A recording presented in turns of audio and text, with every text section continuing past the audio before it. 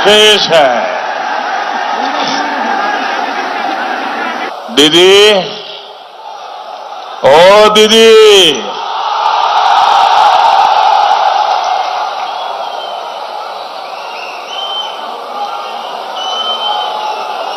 दीदी, हार आपके सामने है। अब इसे स्वीकार करिए। हुगली के लोगों की ये आवाज सुनिए।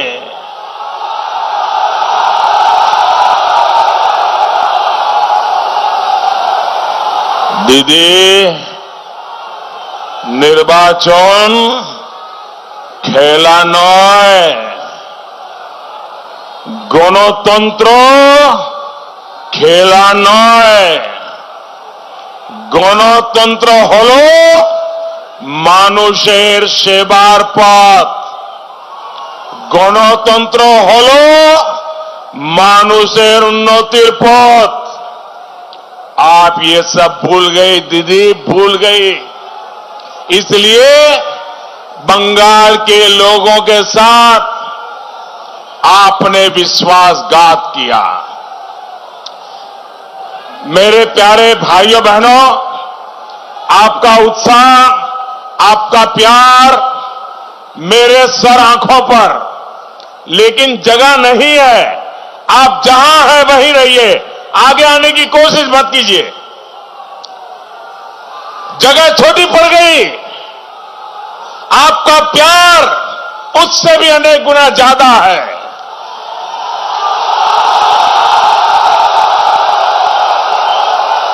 आप जहां हैं वहीं से सुनिए, और मुझे विश्वास है मेरी आवाज तो जरूर पहुंचती होगी।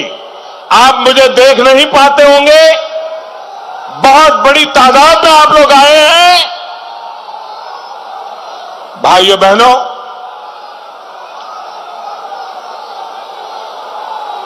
हद तो इस बात की है, अब दीदी आप बंगाल की जनता के अपमान पर उतर आई है।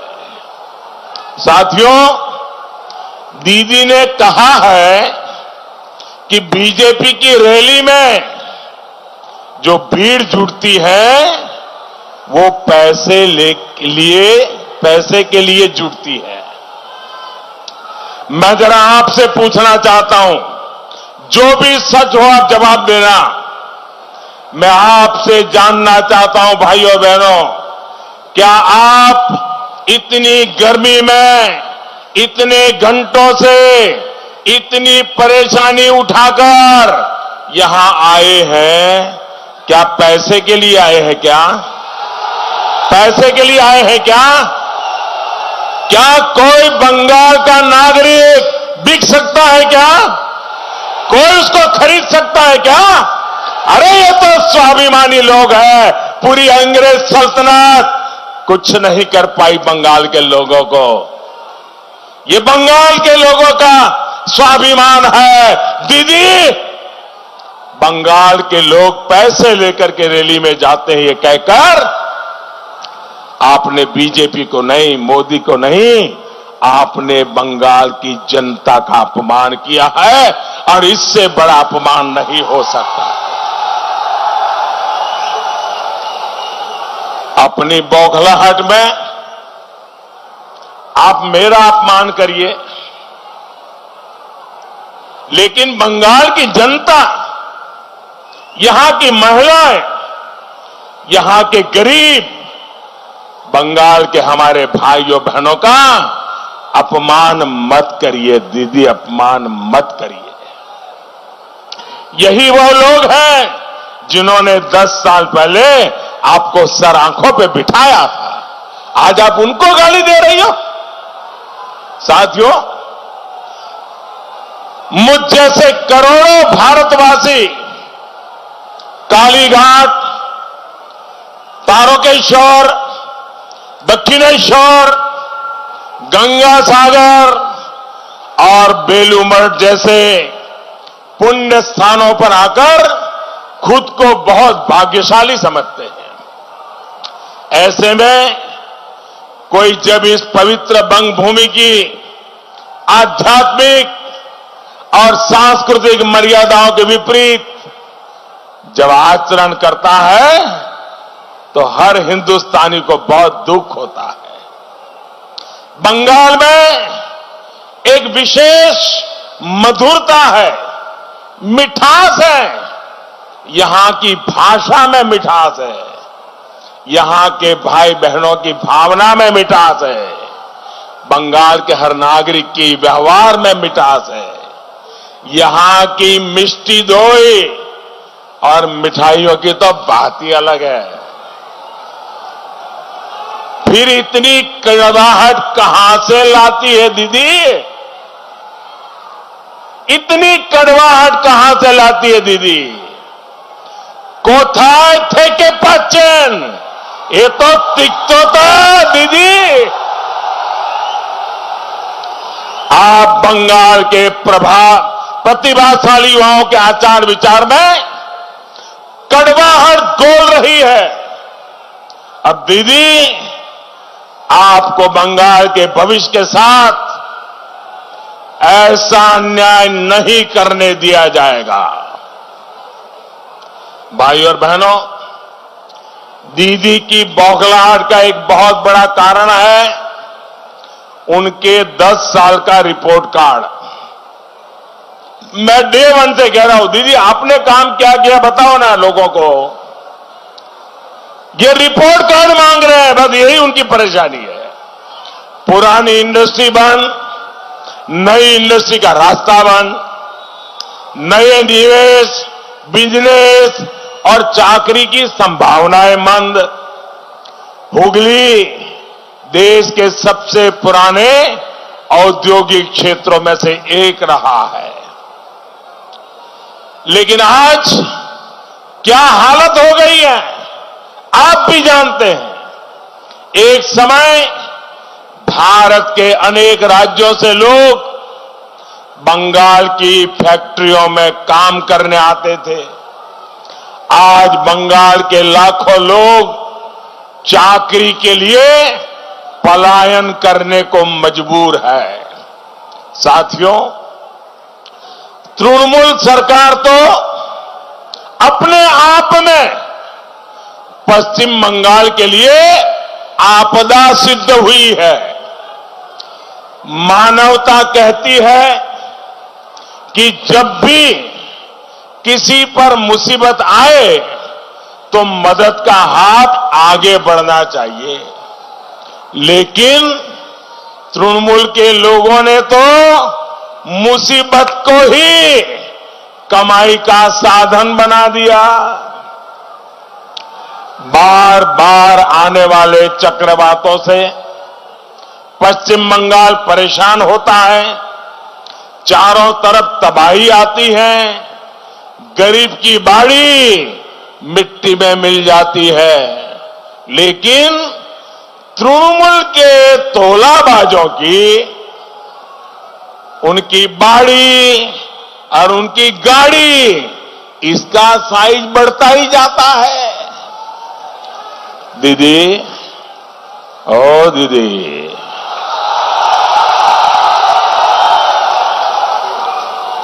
দিদি এখন বাংলার মানুষ বিশ্বাসঘাতক তার जवाब देवे। इन लोगों ने पंचायतों को लूटा, पंचायत चुनावों को लूटा। हालत यह है कि शासन प्रशासन की कमान भी टीएमसी के दफ्तरों को दे दी गई है। साथियों, विकास के लिए, किसी भी क्षेत्र के उन्नयन के लिए विजन और पॉलिसी जितनी जरूरी होती है, उतनी ही आवश्यक राजनीतिक इच्छा शक्ति भी होती है। बीते 10 साल में पश्चिम बंगाल ने इसका बहुत बड़ा अभाव देखा है। ऐसी सरकार आपने कहां देखी जो इस बात पर गर्व करती हो कि उन्होंने शिल्प को रोका है, उद्योग को रोका है। सिंगूर के साथ इन्होंने कितना बड़ा धोखा किया, ये बात मुझसे ज्यादा आप जानते हैं।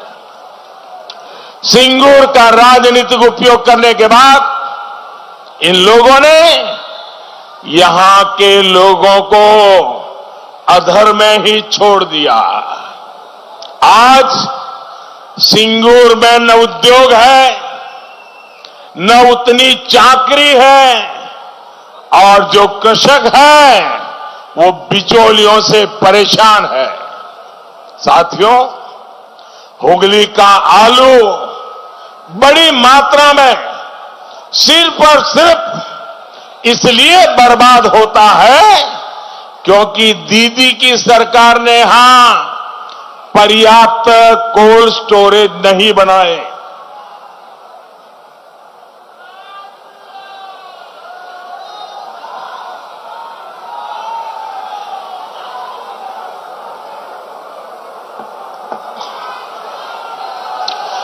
जो कोल्ड स्टोरेज है वो भी सिंडिकेट चला रहा है। आलू किसान औने पौने दाम पर अपनी उपज बेचने के लिए मजबूर है। ये स्थिति तब है जब केंद्र सरकार इसके लिए राज्यों को हर संभव सहायता देती है। इसके लिए विशेष इंफ्रास्ट्रक्चर फंड बनाया गया है। यही स्थिति यहां जूट किसानों, जूट मिलों में काम करने वाले साथियों की है। केंद्र सरकार ने 6 सालों में जूट का एमएसपी 85% से ज्यादा बढ़ाया है। गेहूं की पैकेजिंग जूट में हो, देश में प्लास्टिक की जगह जूट बैग का उपयोग हो, इसके लिए हमने कदम उठाए, जूट की डिमांड को बढ़ाया। लेकिन यहां की सरकार जूट मिलों को प्रोत्साहित ही नहीं कर रही। इसलिए आज आलू किसान, जूट किसान, श्रमिक, हर कोई डबल इंजन की भाजपा सरकार के लिए वोट कर रहा है। दीदी, इसलिए वोट कर रहा है। बीजेपी सरकार बनने के बाद यहां कोल्ड स्टोरेज के साथ ही फूड प्रोसेसिंग में निवेश को और बढ़ाया जाएगा। साथियों, बंगाल के गरीब किसानों के साथ तो दीदी ने अपनी विशेष नफरत दिखाई है। पूरे देश में 10 करोड़ से ज्यादा किसानों को पीएम किसान सम्मान निधि का लाभ मिल चुका है। देश भर के किसानों के बैंक खाते में सीधे 1.25 लाख करोड़ रुपए जमा कराए गए हैं। 10 करोड़ किसानों के खाते में 1.25 लाख करोड़ रुपया ये हो चुका है। न कोई कटमनी, न कोई रिश्वत,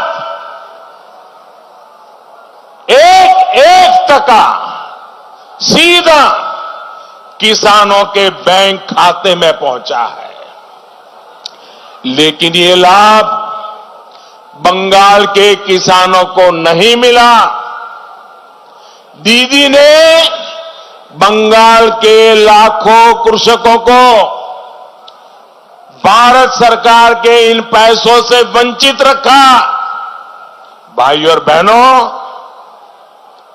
2 मई को यहां सिर्फ डबल इंजन की सरकार ही नहीं बनेगी, बल्कि डबल बेनिफिट, डायरेक्ट बेनिफिट देने वाली सरकार बनने वाली है। बंगाल में बीजेपी सरकार आने के बाद सबसे पहला काम किसानों के हित में फैसला लेना होगा। पहली कैबिनेट में ही बंगाल में पीएम किसान सम्मान निधि को लागू करने का निर्णय लिया जाएगा और जब भाजपा के मुख्यमंत्री के बंगाल में भाजपा की सरकार का शपथ समारोह होगा, उस दिन मैं जरूर आऊंगा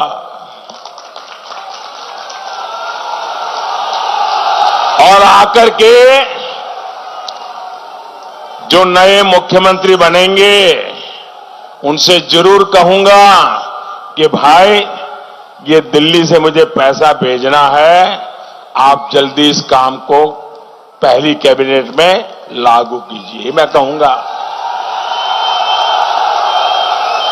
और सुनिए भाइयों, बंगाल के हर एक किसान को जो दीदी ने नहीं देने दिया है वो भी जो बकाया पिछला पैसा है उसको जोड़ करके हर किसान के खाते में, उसके बैंक खाते में 18,000 टका मिलेगा।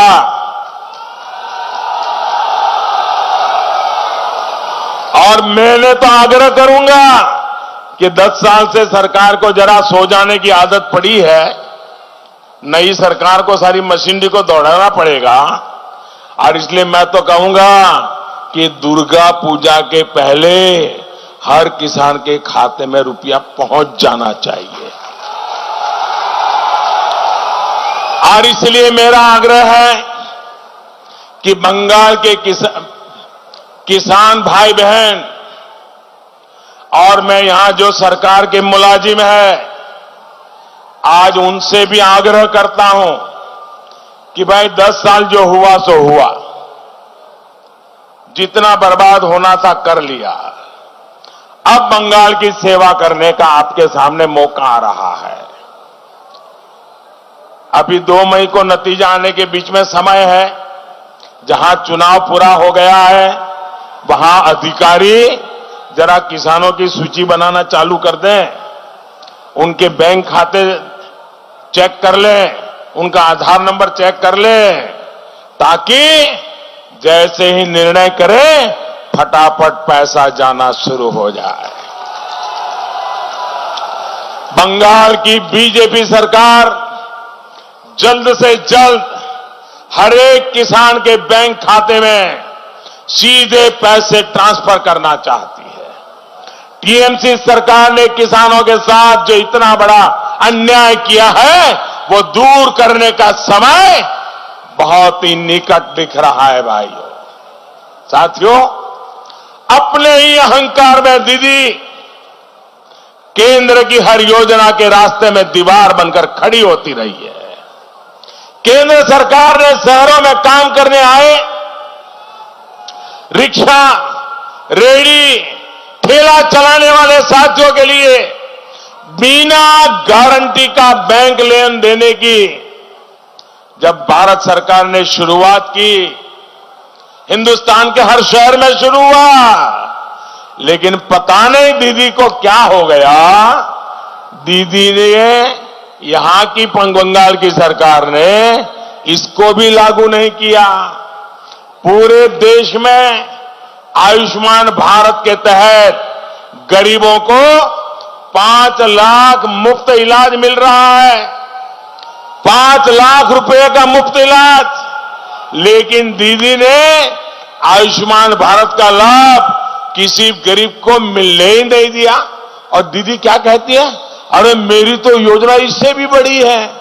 अरे दीदी, आपकी योजना मानो बड़ी है, उसमें अगर 5 लाख और जुड़ जाता है तो गरीब का भला होगा कि नहीं होगा, गरीब का लाभ होगा कि नहीं होगा। अच्छा, दूसरा दीदी आपको पता भी नहीं है, आप पढ़ती तो है नहीं।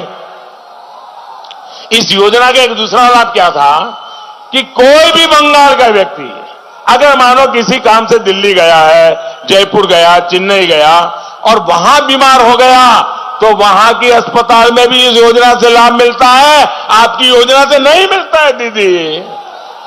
लेकिन उनको बंगाल के लोगों की चिंता नहीं है। बंगाल का संवेदनशील समाज इस कठोरता को, इस निर्ममता को देख भी रहा है, समझ भी रहा है और मौके के इंतजार में था, इस चुनाव में मौका पा लिया है। साथियों, दीदी और उनकी पार्टी के रुकावटी सोच ने इस क्षेत्र की कनेक्टिविटी को भी प्रभावित किया। यहां रेल लाइन को लेकर टीएमसी के नेता कितनी रुकावट डाल रहे हैं, ये आप भली भांति जानते हैं। भाजपा की डबल इंजन सरकार यहां कनेक्टिविटी कामों को तेजी से आगे बढ़ाएगी।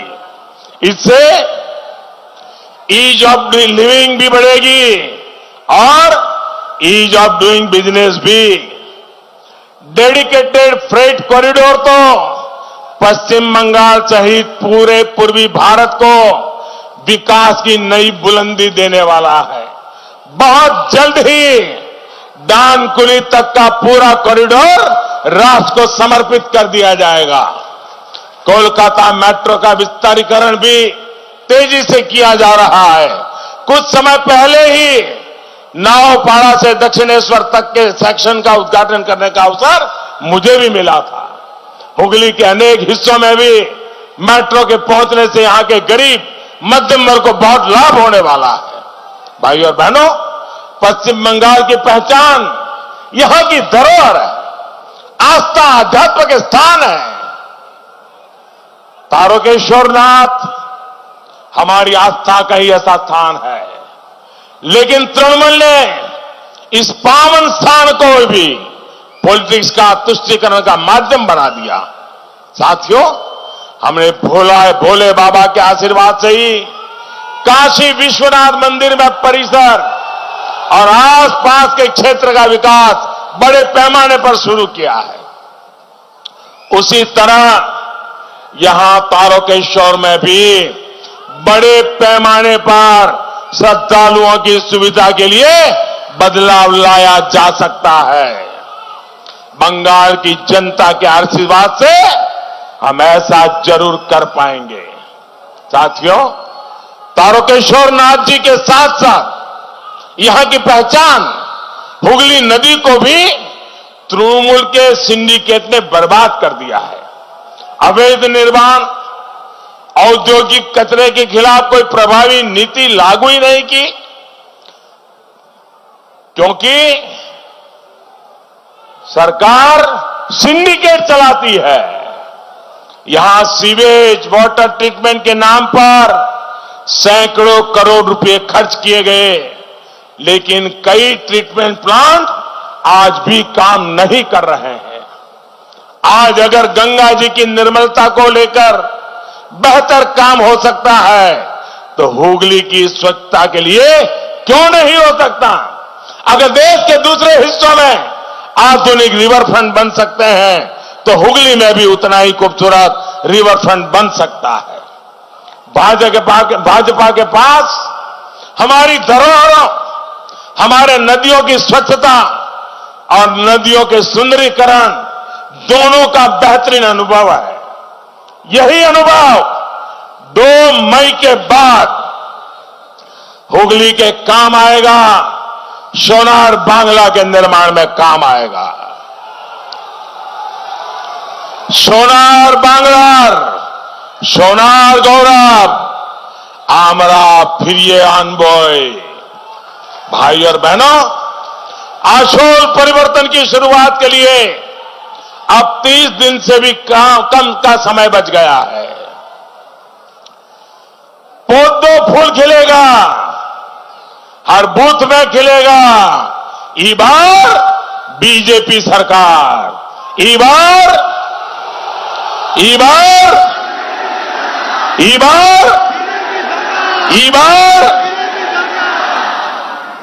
ई बार जोर से छाप कमल छाप। ई बार जोर से छाप। ई बार जोर से छाप। ई बार जोर से छाप। इतनी बड़ी संख्या में आप यहां हमें आशीर्वाद देने के लिए आए, इसके लिए मैं आपका बहुत बहुत आभार व्यक्त करता हूं और पूरे विश्वास के साथ, पूरे आत्मविश्वास के साथ उज्जवल भविष्य के लिए आप भारी मात्रा में मतदान कीजिए। और पहले बार जो मतदान हुआ, दूसरी बार उससे ज्यादा हुआ, तीसरी बार उसका भी रिकॉर्ड तोड़ने का काम आपके पास है। करोगे ना? करोगे ना? घर घर जाओगे, लोगों को मिलोगे, मतदान कराओगे, एक एक को लाओगे। मुझे पूरा विश्वास है ये सारे चुनाव का नेतृत्व बंगाल की जनता कर रही है। हम तो आपके उत्साह को प्रणाम करने के लिए आते हैं।